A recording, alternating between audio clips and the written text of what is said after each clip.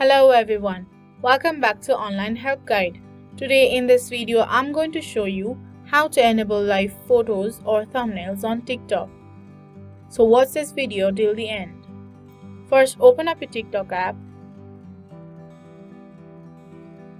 Then tap on Profile that is on the bottom right corner of your screen. Once you land on your profile, tap on 3 horizontal line that is on the top right corner of your screen.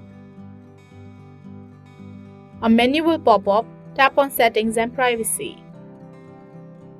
This will take you to Settings page.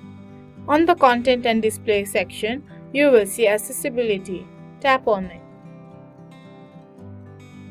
A new page will open up where you can see live photos and animated thumbnails. On the right hand side, you can see a gray toggle button. Tap on it to turn it on. Always remember that the green color means the option is turned on, whereas the gray color means the option is turned off. So that is how you turn on live photos on TikTok. Thank you for watching Online Help Guide. Hope this video was helpful.